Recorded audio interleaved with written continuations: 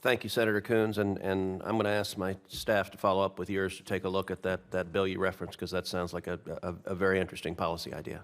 Senator Booker. Thank you very much, Mr. Chairman. I just want to go back to the Lobito Corridor, if we can, because I agree with what you're saying, but my concerns are about this all-in policy on the Lobito Corridor, the enthusiasm, but we have seen right now $550 million in DFC funds that haven't been distributed yet, and that's concerning to me, understanding sort of the urgencies and how a little bit of U.S. investment goes a long way and would seem to reflect that belief that you are saying that we agree with, which is this all-in attitude. Again, the alternative will be China stepping in, will be China stepping up. And so I don't know why the U.S. Geological Survey in Angola on critical minerals was stopped as well, and I'm hoping you could shed some light on that. Thank you. That gives me a chance to continue on. First, I understand the engagement of the U.S. Geological Survey is just simply a question of funding. And of course, they don't work for me, so I can't arrange that, but I certainly strongly advocate their continued participation. Regarding Lobito and the potential on that, of course, DFC was the tremendous catalyst. As it happens, I'm going to be in Luanda in about 2 weeks because the Corporate Council on Africa is doing their U.S.-Africa Business Summit there, where I will be engaging with the President and the Foreign Minister, and especially their Minister of Mines, to discuss a number of these issues. In fact, the whole point of my going is a commercial advocacy trip, and there's a number of U.S. companies who have ongoing issues. The fact is, throughout the African continent, trade can be complicated, it can be difficult. It's not an easy business environment. If it was, anybody could do it. And so it requires a lot of advocacy, and that's what we're committed to doing. So in regard to getting the proper disbursements, not just for Lobito, but also for solar power and other forms of transportation that are existing, that are projects in Angola right now, we're going to engage on those. And that's particularly why I will be there. Thank you very much. It's really critical that we continue those linkages, and I know your expertise and the sort of esteem with which you're held, for you to be making the call for that disbursement, I think it would be really helpful. I know something dear to my colleagues is AGOA, and I just think that the renewal of AGOA is vital. Would you agree? Thank you. I actually spent a good bit of time today discussing that. I was hoping to get an administration position on AGOA to bring to this hearing. There are still some discussions going on, but there's no question that the last 25 years we have seen some spectacular successes, but also some spectacular needs for reform. So we hope to have an administration position on AGOA for you.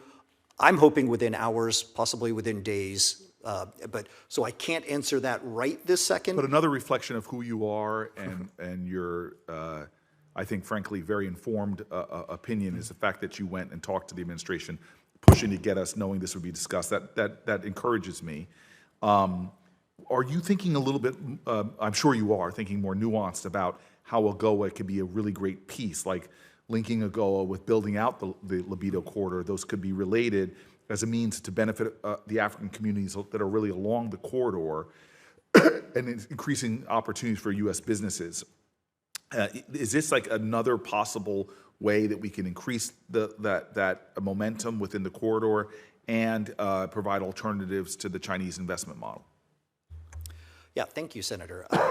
I tend to use every tool that we have available to us, but that is certainly one of them. I think one thing has become clear that when we established AGOA 25 years ago, the world was a very different place.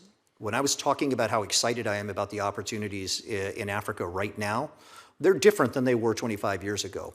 And thus, for me, the need to have a real conversation about what a modern AGOA should look like is important. And it should be linked to the types of things that facilitate projects like Lobito and other truly open society types of investment.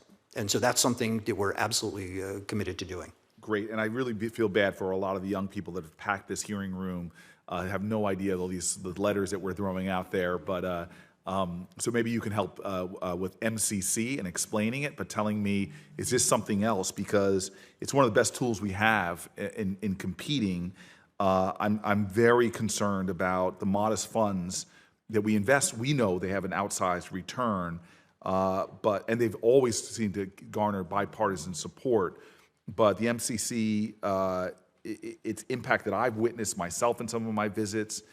We know last year Congress on a bipartisan basis expanded the number of countries MCC could work in because we understood of its vital.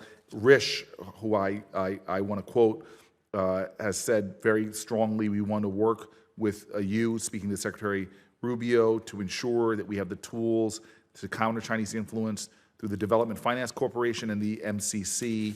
But again, I just see MCC being targeted by Doge and others, which really undermines what we're doing. There's at least 7 MCC compacts with African countries that are currently paused. While paused, the U.S. and our African government partners are incurring costs because of project delays, which is extraordinary. Time is money.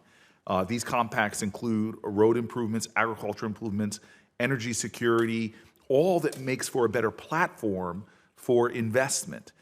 For expanded economic opportunity for our African partners and for the United States.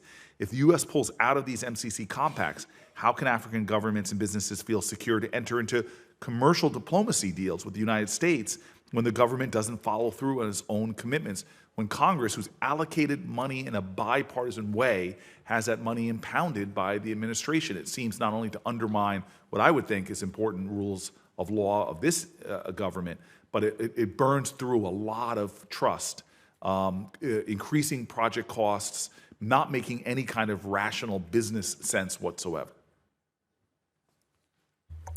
Okay, thank you. I do stick my nose in where it doesn't belong on many an occasion, and across the investment and economic tools that the U.S. government has.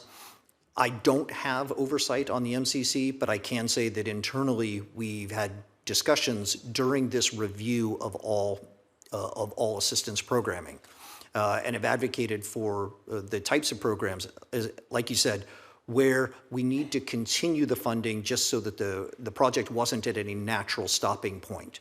We've been quite successful on that so far, but the overall responsibility for the future of the MCC is not something that's in my purview. I would tell you if I knew. I just don't know where that's going.